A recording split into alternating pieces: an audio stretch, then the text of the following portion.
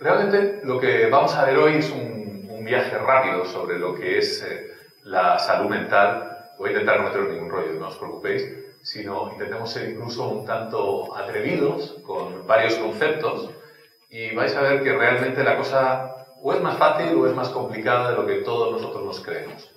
En ocasiones la salud mental muchas veces se mueve por convenciones sociales. En ciertos países está considerado enfermo por tener cual o tal actitud. En ocasiones también, como todos sabéis, tendencias sexuales han sido consideradas delictivas, enfermedad mental, etc. Lo que también nos puede hacer pensar que cosas en el futuro también pudieran considerarse como patologías de tipo mental. Entonces, bueno, son amnesis vitae, son las reminiscencias, ¿no? Las reminiscencias en el sentido de que, en el fondo, nuestra vida es lo que recordamos. No es lo que ocurrió, es lo que recordamos. Y es así como se va construyendo todo. De igual manera, cuando volvemos a aquel sitio de cuando éramos niños y vemos que esa casa, que la recordamos, la consideramos con unos colores, unas dimensiones determinadas, de manera súbita nos sorprende y no se corresponde para nada con lo que en un momento dado teníamos esa imagen mental, pues de la misma manera el resto de nuestra vida ocurre exactamente lo mismo. Entonces, para ir aclarando conceptos, tan solo subrayar que vivimos dentro de nuestra cabeza y todo lo que vemos, oímos, sentimos, etc., es tan solo una traslación, son sombras que ocurren dentro de ese cerebro. Tenemos esos cinco sentidos tremendamente limitados, el de la visión, desde los violetas a azules a los rojos, más allá de los infrarrojos. En cuanto al oído, de los 20 a los 20.000 hercios, todo eso considerando que oigamos bastante bien. Por un lado están los infrasonidos, por otros, evidentemente, los ultrasonidos, etcétera, etcétera. Es decir, nuestra visión del mundo, lo que quiero transmitir, es que es realmente reducida. Son sombras que se ven en nuestro cerebro.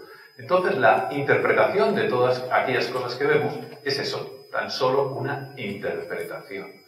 Cuando muchas veces nos parece curioso, llamativo, que un psicótico o un esquizofrénico se tire por el balcón cuando aparentemente ve a alguien o ve un animal o un dragón, un diablo que viene a por él, pues no tiene nada realmente de extraño. Cualquiera de nosotros, si viésemos un diablo o un ser tremendo que abre la puerta y se desliza sobre nuestro ser para quitarnos la vida o para agredirnos, seguramente muchos de nosotros saldríamos por esa ventana disparados.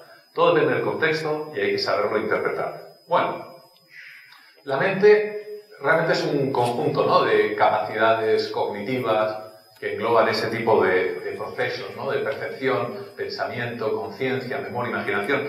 En otros encuentros eleusinos hemos hablado mucho, ¿verdad, Fernando?, sobre la consciencia, qué significa esa interiorización, qué significa eso de saber identificarnos frente a un espejo, por ejemplo, que es una de las claves de la conciencia.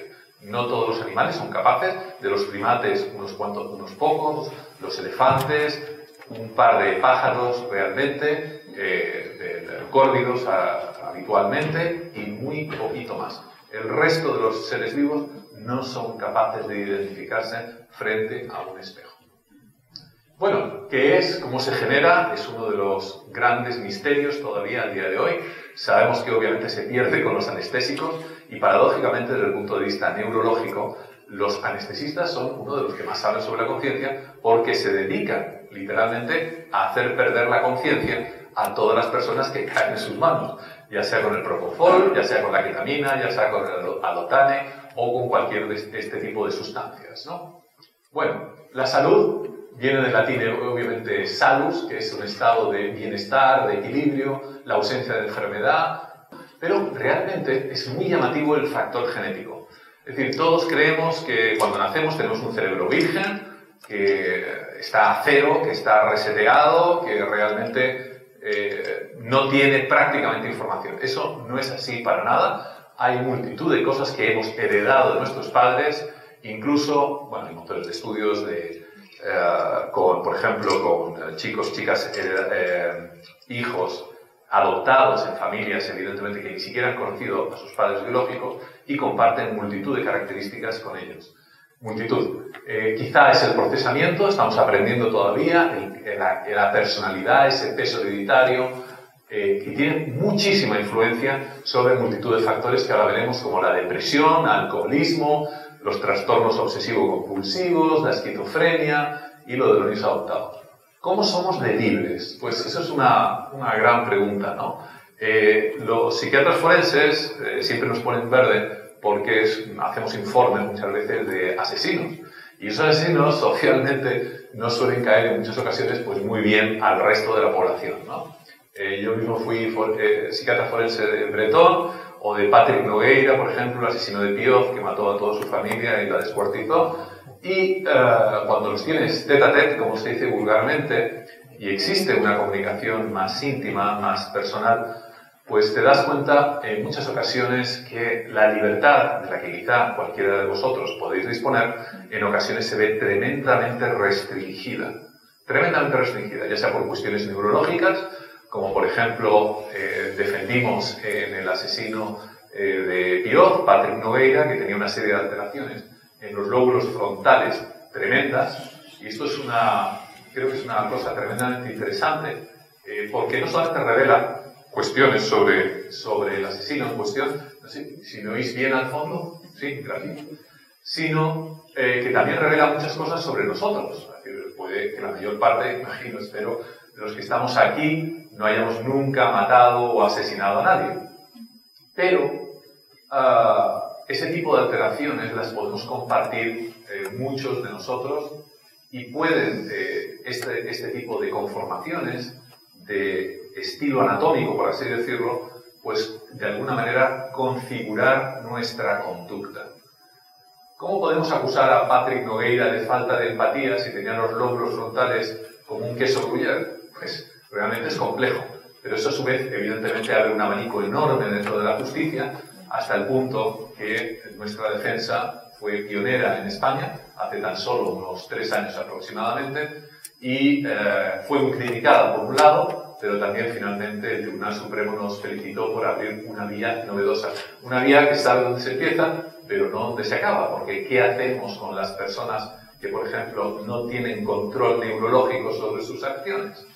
Nuestro propósito, en cualquier caso, para calmaros, no era que quedara este individuo en la calle, sino que fuese ingresado a un hospital psiquiátrico y recibiera tratamiento neurológico como la estimulación magnética transcraneal, que justamente la veremos a continuación, de manera que pudiésemos estimular esos lóbulos e intentar ver qué es lo que pasaba. Por el contrario, ha sido condenado a unos 20 años aproximadamente, siendo tan joven como era, unos 21 o 22 años, quiere decir que tan solo con 42 años, 40-42, estará en la calle sin que nadie le haya tratado.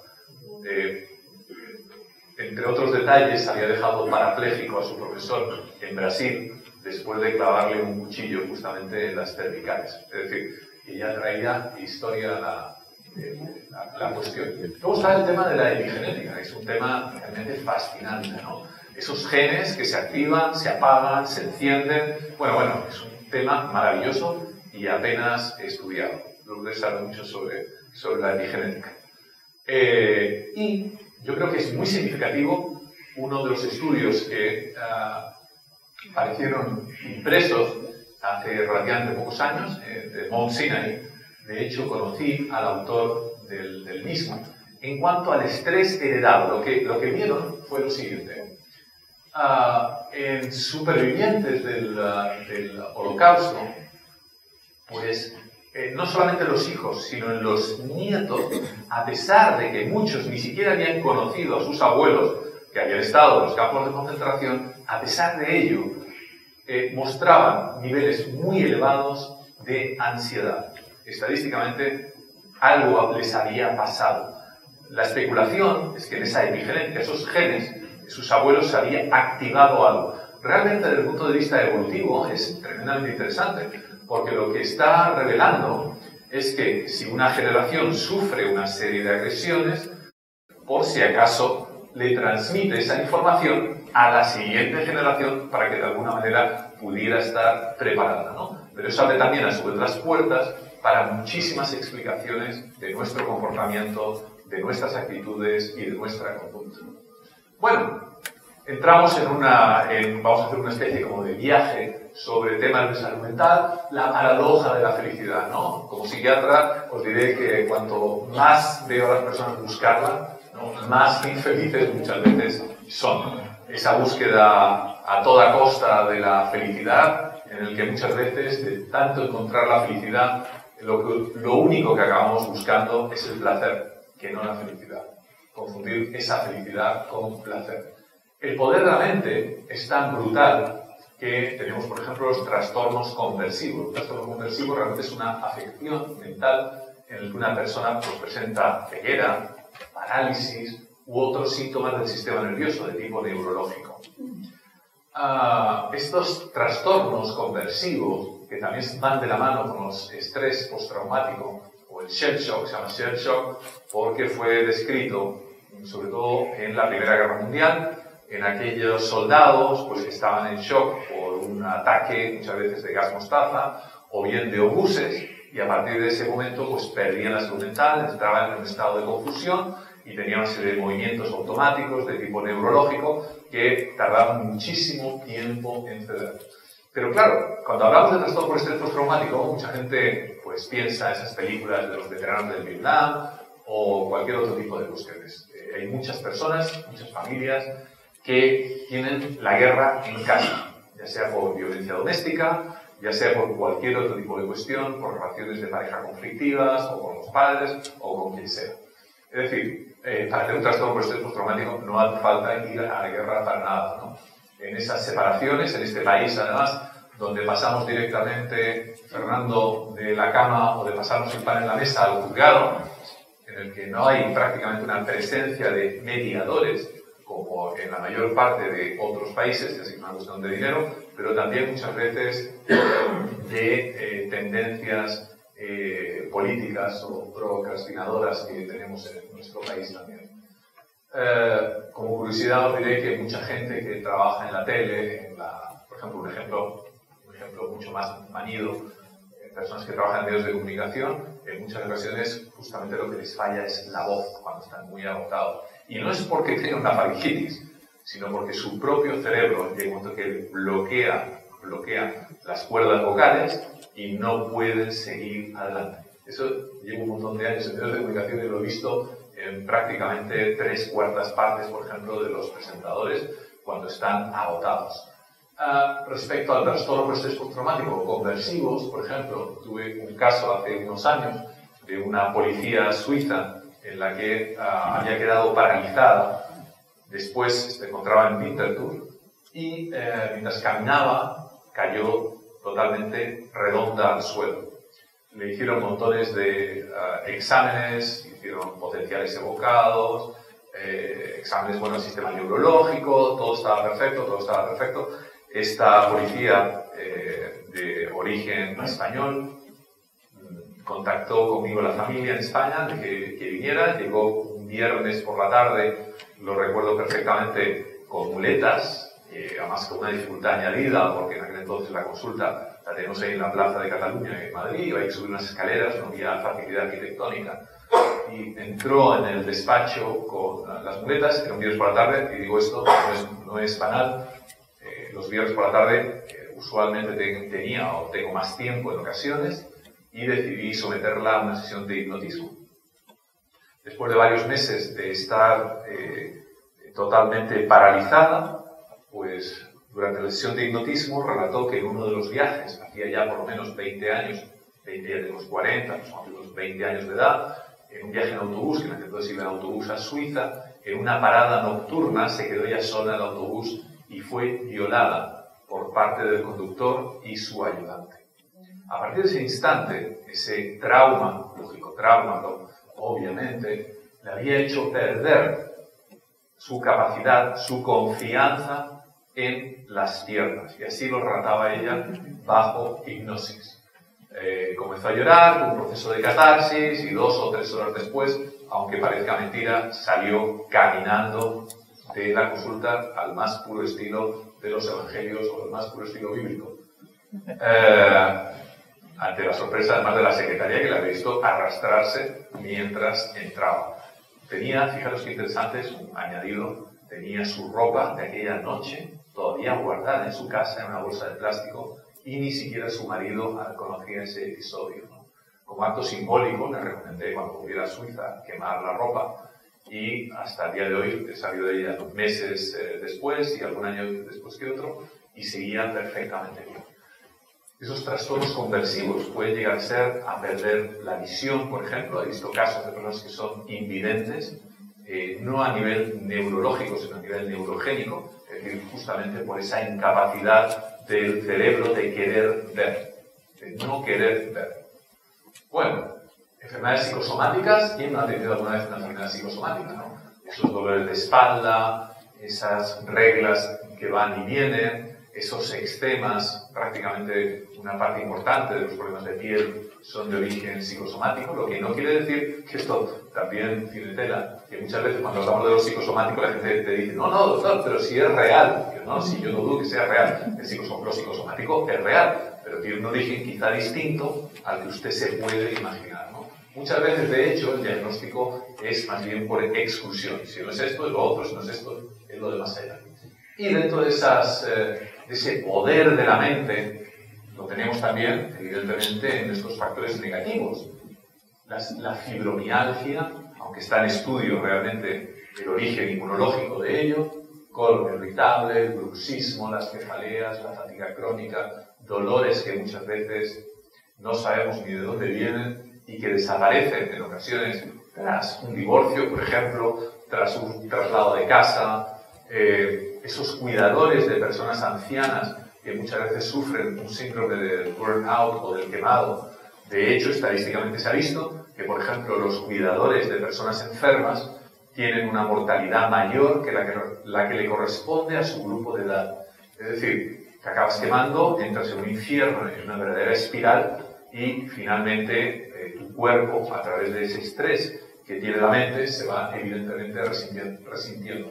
No quiero hablar encima además del insomnio, quién no ha tenido insomnio, etcétera, etcétera.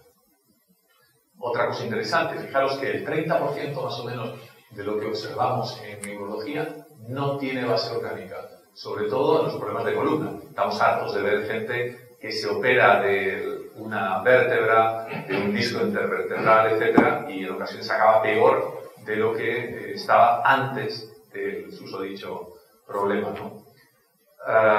Es un clásico, te lo pasa, si vas al traumatólogo, evidentemente acabas en el quirófano. Lo que no quiere decir que haya casos que evidentemente sí que hay que operar. Bueno, hoy en día sabéis que con la medicina actual te hacen un TAC para mirarte algo en el estómago y te descubren un quiste en el hígado. Es decir, que bueno, por cosas médicas que no quieren. El burnout, el quemado, ahora veremos de qué se trata. Esos trastornos psicosomáticos primarios, la depresión. Ahora tenemos el tema de la depresión así rápido porque es muy interesante. La ansiedad, los ataques de pánico por acumulación de ácido láctico en el cerebro, es un proceso realmente brutal. Ese cerebro que está acelerado, que se encuentra bajo ansiedad constantemente. El cerebro, recordad que es uno de los órganos que más glucosa consume. Prácticamente más que, no voy a decir que el resto del cuerpo, pero en cuanto a órganos de manera individual, sin lugar a dudas consume aproximadamente el 30% de la glucosa. Esa glucosa, esa actividad cerebral tan bestial, propia de un deportista que dirige ese cerebro, va quemando glucosa y va generando ácido láctico como subproducto de la misma a través, lo sabéis, del ciclo de Krebs y todo ese tipo de cosas. Esa acumulación, si generamos más ácido láctico del que podemos eliminar, puede llegar a provocar ataques de ansiedad, ataques de pánico muy desagradables. Seguramente aquí en esta sala habrá alguno que los haya tenido alguna vez. Sensación de muerte inminente, taquicardia, sudoración fría, es decir, unos síntomas vagales que habitualmente la persona que los nota inicialmente, pues en ocasiones acaba en urgencias diciendo que estoy muriendo y me va a dar un ataque, ¿no? Pero afortunadamente no sucede así. La genética, problemas económicos de pareja, hijos, etc. En los niños, pues también es muy frecuente. Dolores de vientre, náuseas, palpitaciones, no quiero ir al cole y ese tipo de cosas. Bien, problemas escolares. El bullying lo podríamos hacer una equivalencia, ¿no?, al móvil en los adultos. Es un problema, la verdad, que en ocasiones minimizamos. Yo no soy para nada buenista ni políticamente incorrecto, pero he de reconocer que en los últimos años, y particularmente a través de las redes sociales, claro, una cosa es que antiguamente, Fernando, nos llamara alguien alguna cosa fea en la clase, en el cole, y le partiésemos la cara, y otra cosa es que hasta niños de la Pampa Argentina o de Alaska, ¿no?, te llamen no sé qué cosa a través de las redes sociales. Es decir, lo que se enseña hay verdaderas campañas y de gente, la mayor parte de las veces, anónima. Y eso, evidentemente, en una personalidad que se está formando, pues deja huella, ¿no? Trastornos psicosomáticos secundarios, que voy a contar: cansancio, apatía, falta de apetito, insomnio, la irritabilidad. Eso es importante. La irritabilidad es uno de los primeros signos de la depresión. La mayor parte de las personas creemos que la depresión es tan solo tristeza, pero la tristeza es uno de los más de 50 síntomas que tiene la depresión. Por ejemplo, el cuestionario tetradimensional de la depresión, uno de los más conocidos que hay en España, en el que fui uno de los investigadores en la Complutense, llegamos a identificar prácticamente 57 síntomas, ¿no? No solamente irritabilidad. La irritabilidad es uno de los primeros. La persona no está triste, pero continuamente está irritable, está de mal humor, presenta anedonia, que es un concepto que muchas personas a veces no saben identificar, que es la dificultad para disfrutar de aquellas cuestiones que habitualmente nos hacían disfrutar. Te gustaba el cine, vas al cine y es que ni fu ni fa. La falta de concentración, por ejemplo, es muy habitual. Lees una noticia en el periódico y cuando llegues al final no te has enterado. Tienes que volver a retomarla, o vas viendo una peli, una serie, y de repente te pierdes, no sabes por dónde va la cuestión. Lo que es la memoria ejecutiva, la memoria a corto plazo particularmente, se encuentra afectada en los procesos depresivos. No así, fijaros qué curioso, la memoria a largo plazo. Es decir, te puedes acordar de lo que hiciste en el verano en Torremolinos, pero a lo mejor no te acuerdas de a quién tenías que llamar hoy al mediodía. Lo tienes en la puta lengua, pero no, ni siquiera te acuerdas de qué va la historia, ¿no? La depresión, la verdad, que es una cosa tremendamente interesante, porque tiene unos componentes sociales, además, personales, bioquímicos, etcétera, que yo creo que de aquí a unos años va a cambiar totalmente el concepto. Cuando yo estudié medicina, a nadie se le ocurría decir que la úlcera gastroduodenal, por ejemplo, pues podía ser ocasionada por una bacteria, por el famoso Helicobacter pylori. Es decir, era todo un problema del nervio vago, de estrés y de hiperclorhidria por la secreción de ácido clorhídrico, pero si decían lo de la bacteria te tomaban realmente por loco. Ahora vamos a ver una serie de hipótesis tremendamente interesantes acerca de esto. Bueno, palpitaciones, náuseas, vértigos e inestabilidad. Es otra de las consultas que nos suelen hacer mucho los pacientes que nos llegan. Doctor, es que tengo como vértigo, voy caminando y como que me mareo, no piso con seguridad. Suele ocurrir cuando hay niveles muy altos de ansiedad. Incluso en algunos momentos puede haber cierta despersonalización, cierta disociación, procesos disociativos. Incluso he llegado a ver personas que tienen experiencias extracorpóreas ante situaciones de máximo estrés, ¿no? Es decir, sentir que sales del cuerpo, dejas a tu cuerpo, igual que sucede en las experiencias cercanas a la muerte, del que sabéis que tengo algún libro que otro escrito. Y, bueno, sensación de calor, frío, falta de aire, yo qué sé, muchísimas cosas. ¿Sí? ¿Perdón? El tema de la niebla mental. Ah, niebla. Sí. ¿Tiene que ver un poco con esto? Sí, tiene que ver realmente con que los procesos en un momento dado cognitivos se encuentran alterados. Ya sabéis que se ha puesto muy de moda el término niebla mental con lo del COVID, evidentemente. Sí, es cierto. Sí. Habitualmente sí. Suele suceder muchas veces cuando te encuentras en situaciones de muchísimo estrés, pero también el COVID, como bien sabéis, produce una inflamación a nivel neurológico y eso, evidentemente, interfiere en los procesos cognitivos, ¿no?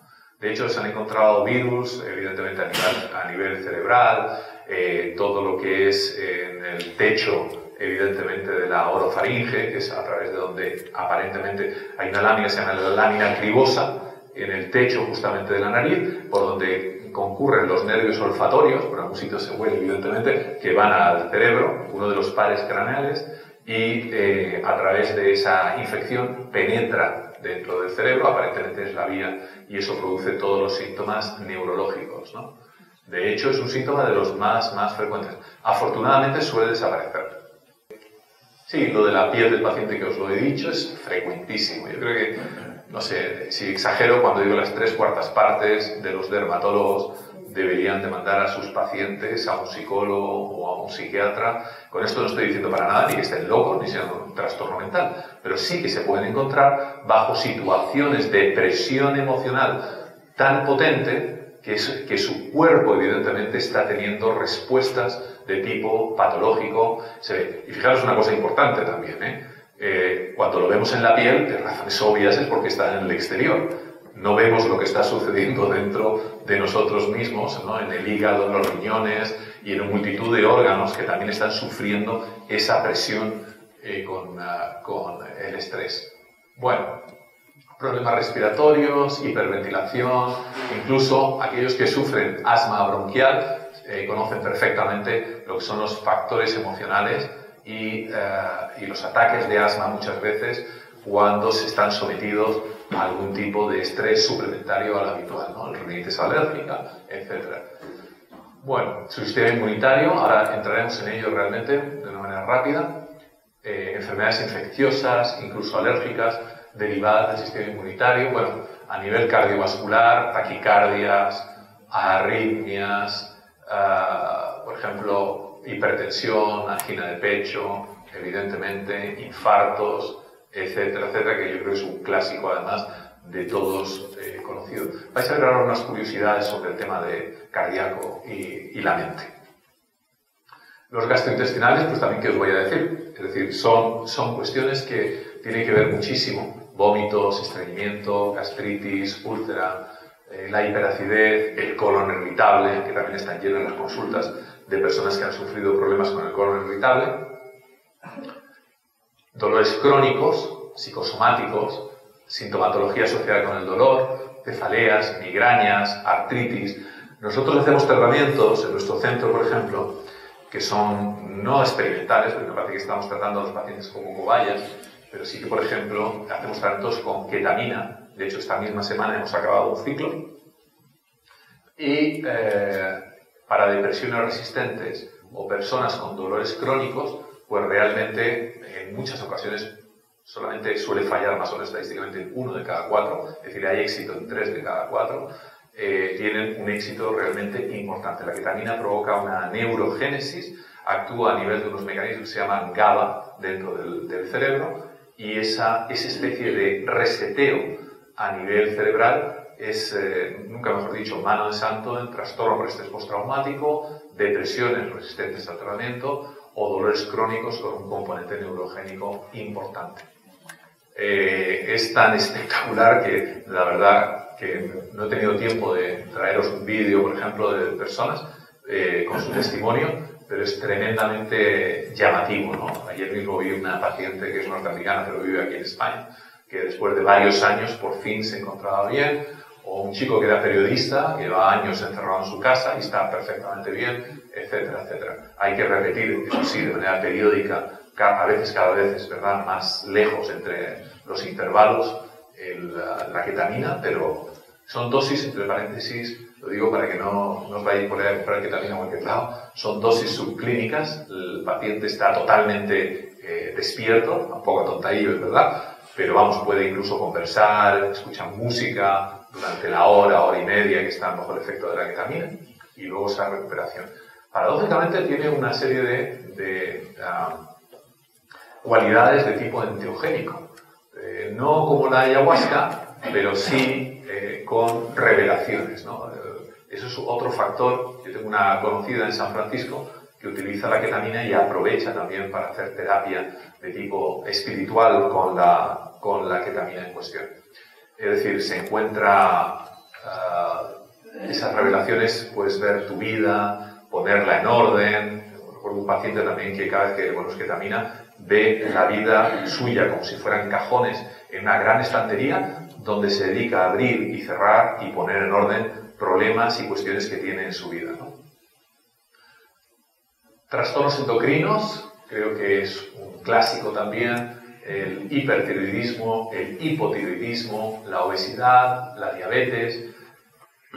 Se caracteriza, yo creo que en algo que vosotros sabéis, que es la toma de alimentación de alimentos ricos en carbohidratos, ¿no? Cuando estamos deprimidos, Los carbohidratos son mano de santo, pero desgraciadamente ocasionan problemas. Pueden ocasionar problemas de diabetes a medio y largo plazo, pero tiene un efecto terapéutico. Son verdaderas drogas carbohidratadas, ¿no? Cuando estamos deprimidos solemos pegarnos atracones por la noche.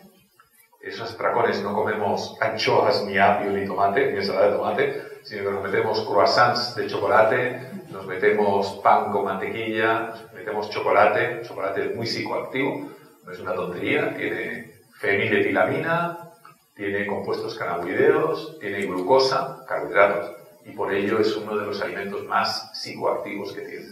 Entonces, el problema es que evidentemente aquellos que tienen ansiedad, aquellos que tienen depresión, pues muchas veces también tienen un aumento patológico de peso, con lo cual, que tiene a su vez, la mayor parte de las veces, además, un antecedente genético, que esa es otra.